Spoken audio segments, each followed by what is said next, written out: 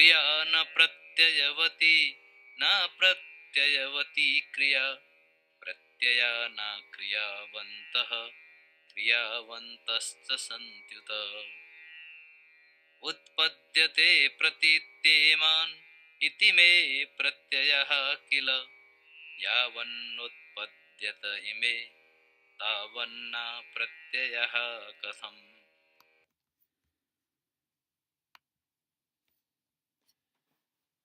Kriyā nāpratyayavatī, nāpratyayavatī kriyā, pratyayā nākriyāvantaḥ, kriyāvantaśca santy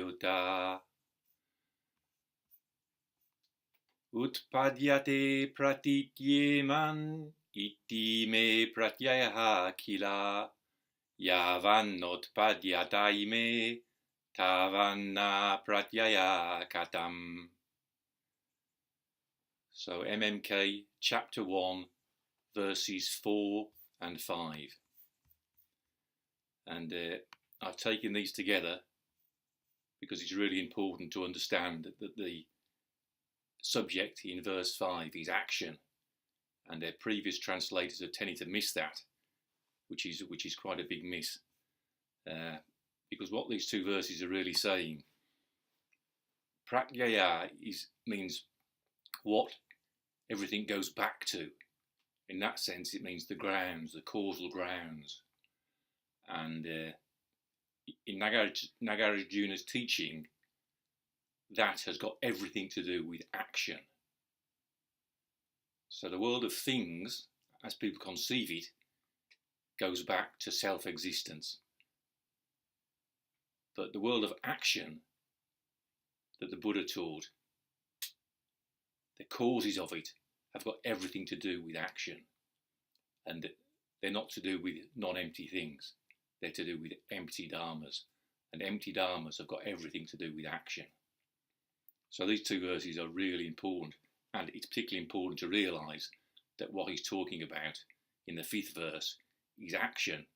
And when you go back to the 4th verse, I don't know how people could miss that, because the word kriyā, which means action, appears 4 times.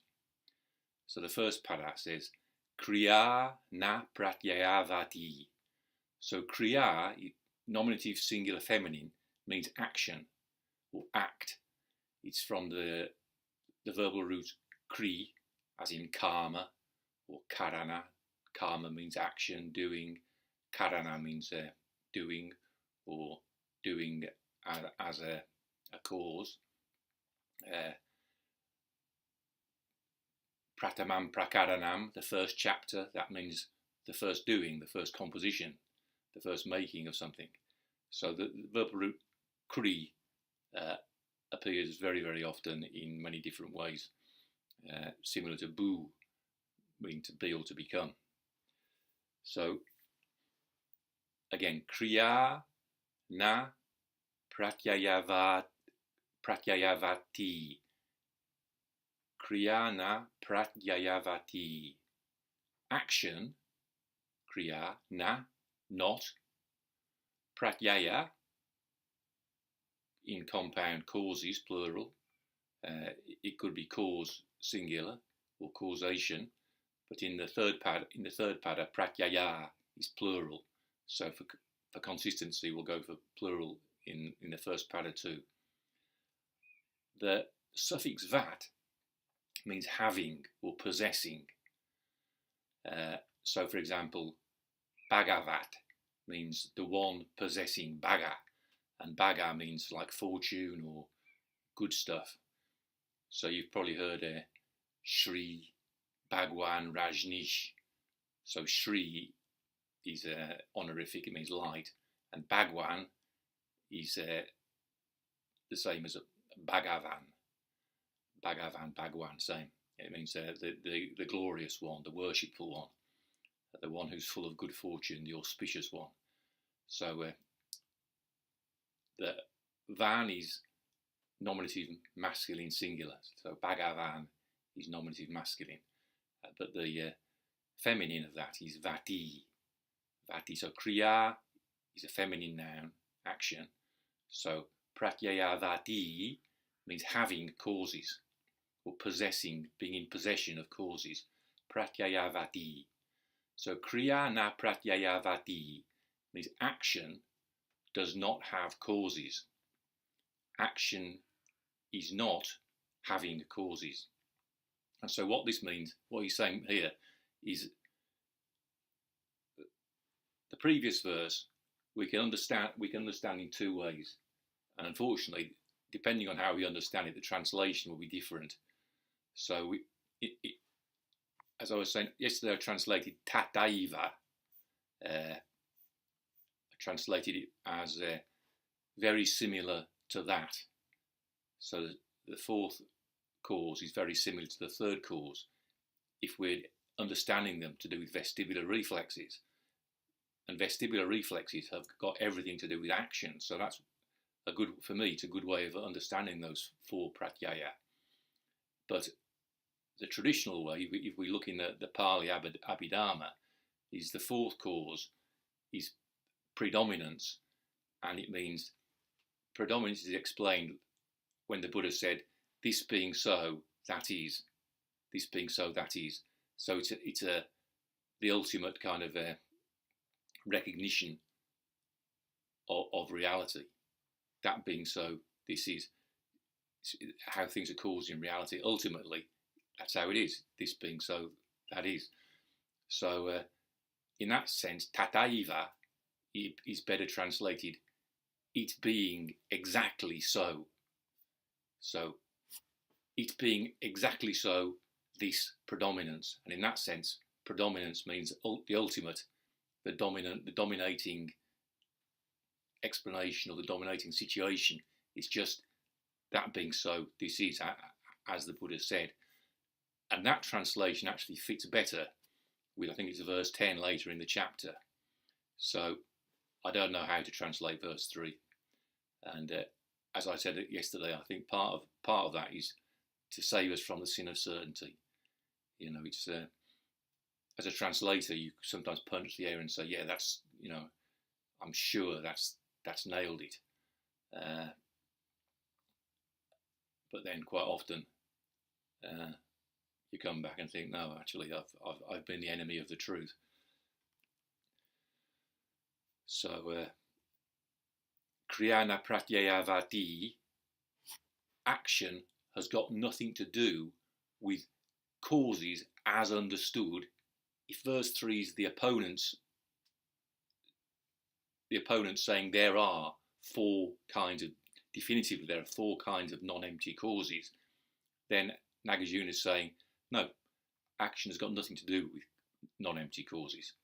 So action is totally exempt, immune from, without those kind of non-empty causes that you, the realist, conceive of.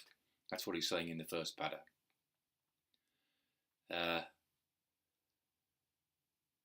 Then the second pada says, nāpratyayāvatī kriyā. So the first long A is important because nāpratyayāvatī means not having pratyayā, but nāpratyayāvatī with a long A means not having pratyayā. So nāpratyayāvatī kriyā. So this is the opposite statement from the first pada. So not, apratyayāvatī. So pratyayāvatī is having causes. Apratyayāvatī means lacking causes, being negative.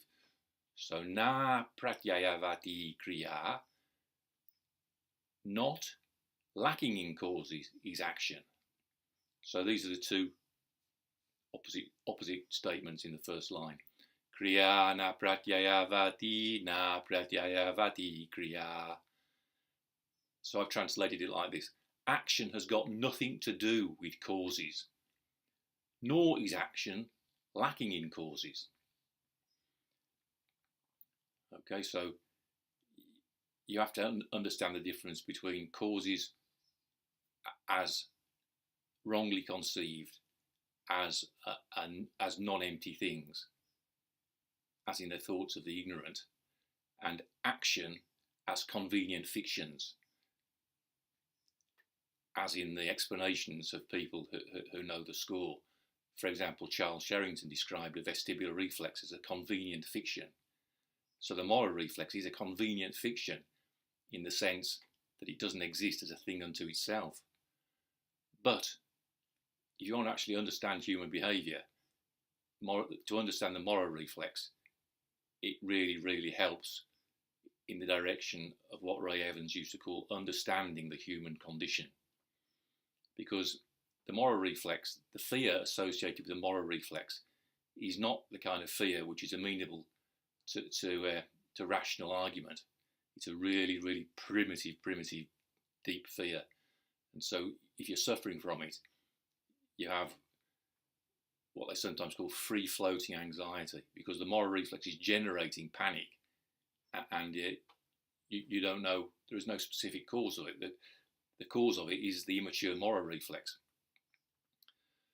So, nor is action lacking in causes. Okay, so if a person gets a panic attack in the supermarket, there are causes for that.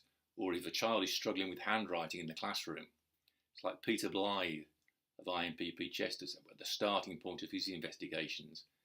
He said it's as what did he say? To have to be little green apples. It's sure as little green apples. That's is it as sure as God made little green apples? That there's a reason that child was struggling with his handwriting.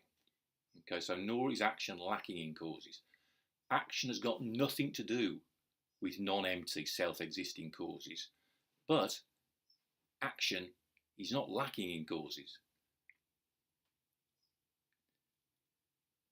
Things really do have causes, but they're not non-empty causes, they're empty causes.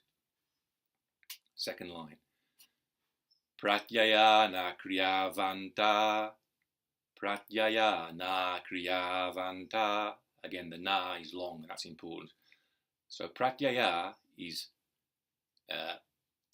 plural, masculine plural, nominative masculine plural. Pratyayā, causes.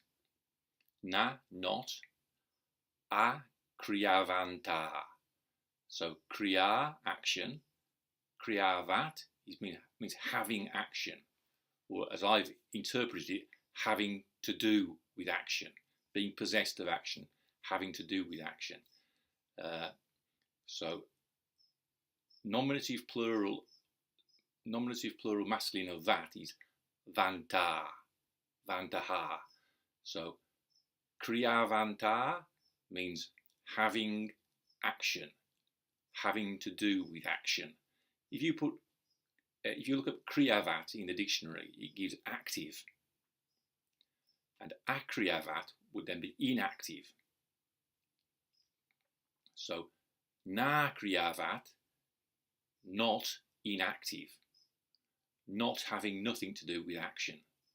Pratyayā nākriyāvantaḥ, causes have not got nothing to do with action. Okay, it's a double negative, unfortunately. So na and a, nākriyāvantaḥ. So I translated, nor have causes got nothing to do with action.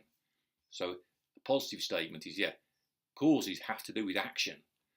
So I was discussing this with my friend who's a volcanologist, a geophysicist, you know, and this is difficult for him as a scientist to get his head around, because you think about the actions, what causes a volcano to erupt, or what causes an earthquake.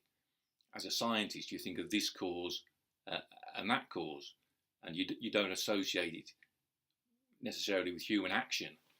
But what this is saying, nor have causes got nothing to do with action.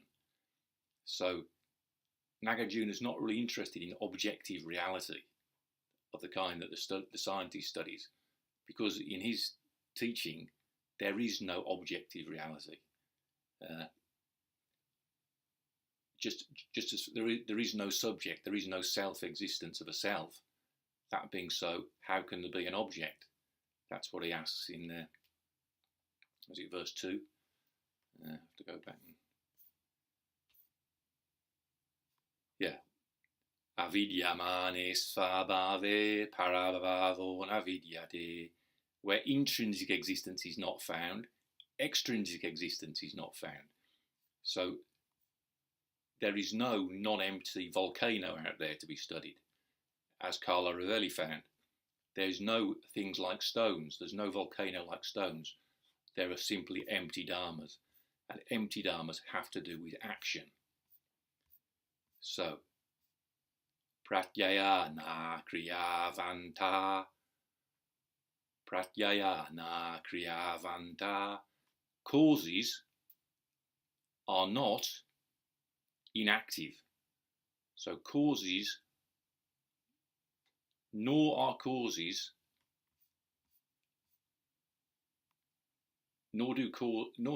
got nothing to do with action. That's how I use the double negative.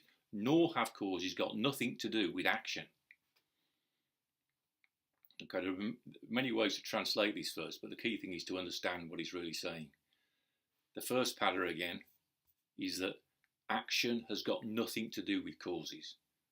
Action has got nothing to do with causes as so far you've understood causes, as the professor of geophysics so far has understood causes. But nor is action lacking in causes. Okay, so when the Buddha woke up under the Bodhi tree, that didn't come out of nowhere. It was grounded in, you could say, many previous lives of good karma, for example. It was also grounded in the donation of whatever dairy products it was, milk, rice, that the passing dairy maid gave the Buddha, that gave him the strength to sit upright under the Bodhi tree. Then third pada, pratyayā nākriyāvantaḥ. Nor have causes got nothing to do with action.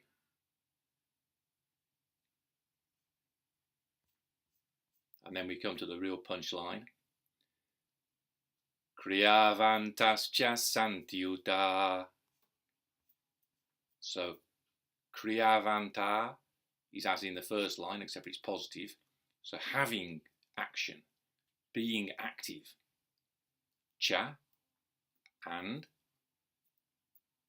or, yeah, sometimes emphatic.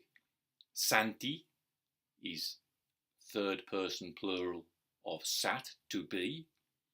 So kriyāvantaḥ, santy, they are having action. They are active. Uta is emphatic, indeed. So I've translated it. They have indeed got everything to do with action.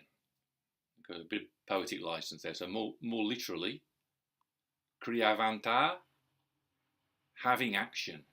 Cha, and, santy, they are, uta, indeed. So causes are active. They're to do with action. Okay, we're not really interested in causes of objective reality. That kind of thinking is irrelevant. When Nagarjuna's talking here of pratyayā, what everything goes back to, it comes back to thinking straight, speaking straight, or not speaking at all, and doing the right thing, not doing the wrong thing. That's what it all comes back to. Kriyā nāpratyayāvatī, nāpratyayāvatī kriyā, pratyayā nākriyāvantaḥ, kriyāvantaśya santy. Action has got nothing to do with causes, nor is action lacking in causes. Nor have causes got nothing to do with action. They have indeed got everything to do with action. Okay, so this is all about action. And yeah, I wish that I could have translated this or understood this. Whatever understanding I've got of these two verses now, I wish I had it when Nishijima Sensei was still compos mentis, and he would have loved to have discussed how these two verses are the philosophy of action, which he endeavoured to clarify in Shōbogenzo. So here comes the all-important 5th verse. Utpadyate pratītyemān itīme pratyayā kila. So utpadyate is third person singular of utpad. Ut means up and pad means spring or fly. Utpad, to go up, to arise. Utpadyate is third person singular. So what's the subject of the sentence? Come on, Anne MacDonald, you spent your life studying MMK. What's the subject of utpadyate? It's kriyā in the previous verse. Any old idiot should see that. The reason you don't see it is because you spent too much time with your nose in a book. The subject of utpadyate is kriyā. It's blindingly obvious. But all the scholars that have translated MMK so far have missed that. Utpadyate, it arises. Pratītyayāḥ, depending, as in dependent arising. Pratītyayāḥ samutpada. So pratyayāḥ is the absolutive of pratyayā. Pratyayā means to go back. Pratyayā, what everything goes back to. Pratītyemān, going back to, depending. Imān is accusative plural of I am, this. So the object is causes. Okay, so utpadyate pratītyemān. It arises depending on them. Action arises depending on those causes. It's so obvious when you understand it. There's no ambiguity here. He's talking about action. Action arises depending on those causes. Then itīme means because. So itīme sometimes means like a quotation. So that being so, then something else. So utpadyate pratītyemān itīme, because.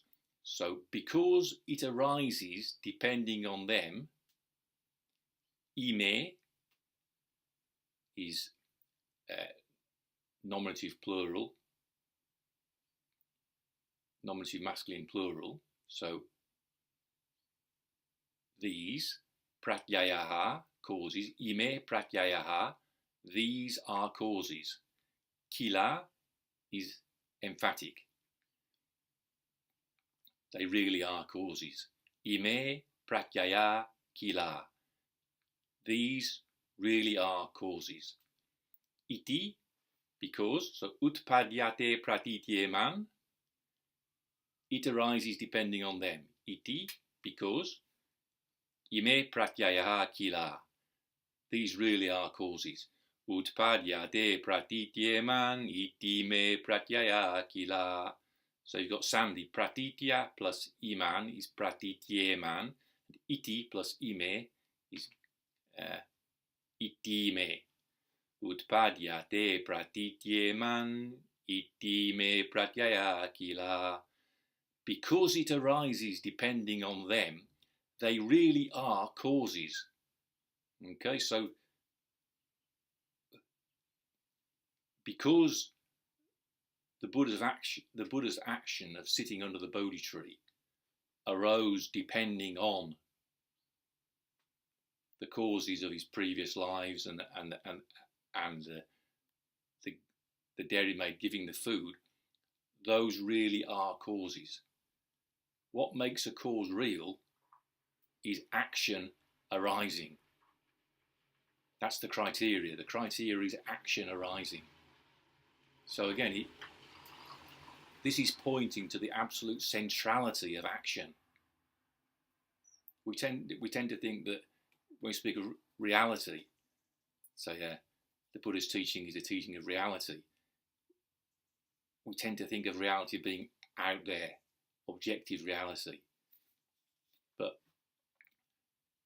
what Nagarjuna's pointing to is the reality of action as being the primary thing, the primary non-thing. because it's empty. It's not action is not a thing, it's an empty dharma. Action is the primary dharma. Utpadyate pratītyemān, itīme pratyayā kila. Because it arises depending on them, they really are causes. Then the second line just emphasizes the same thing in the negative. Yāvan notpadyata itīme, tāvan nāpratyayāḥ katham. So yāvan and tāvan are correlatives of each other. Like if you say yā and tam, like in the dedicatory verses, yaha sambuddha, he, the fully awakened Buddha, he who was the fully awakened Buddha, tam vande vadatam varam, I praise him, tam, the best of speakers. So yaha, who, he who, tam, to him. And here we've got yāvan, tāvan, the correlatives of each other. Insofar as, yavat, then tāvat. So yāvan notpadyata itīme. So itīme again is these causes.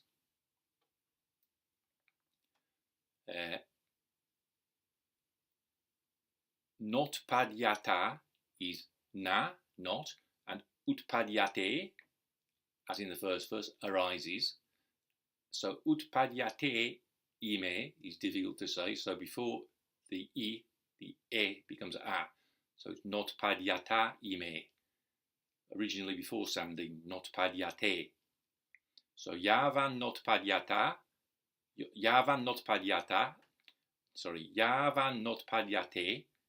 insofar as it does not arise. And the subject, of course, is action. Yāvan notpadyate, insofar as it does not arise. Itīme, these, that means these causes. Tāvan, correlative of yāvan. Nāpratyayāḥ, so na, not, pratyayāḥ means non-causes. Katham, how. Yāvan notpadyata itīme, tāvan nāpratyayāḥ katham.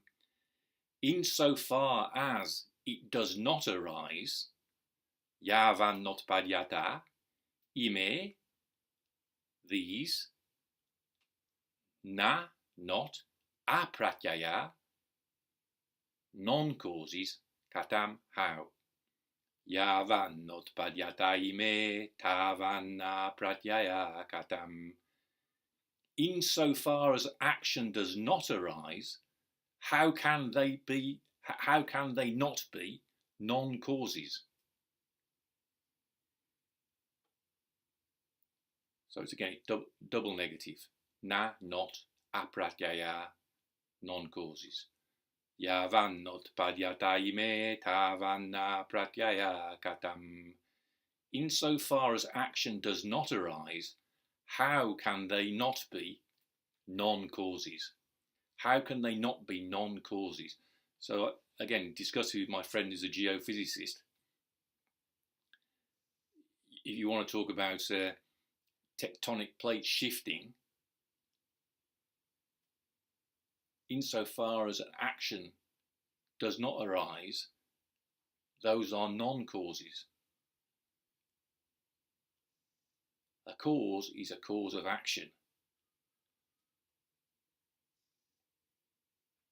So this is something radical for scientists to get their head around. And again, I think of the significance of what Carlo Rovelli has discovered, that at the ultimate level at which he studies things, there are no things like stones. There are happenings like kisses. This is saying the same thing. Insofar as the criteria is empty kisses, then there are causes. Then we can talk about electrons and atoms as empty causes. But if atoms and electrons and muons were non-empty things like stones, they wouldn't be able to give rise to empty dharmas like kisses. It has to do with that. And it's extremely challenging to our habitual way of thinking, in which we think what's real is things out there that we are and our life is acting upon those non-empty things. But what this is saying is a different set of values altogether, in which what is real is our actions, and non-empty things, samskaras, are just impermanent and full of suffering. And yeah.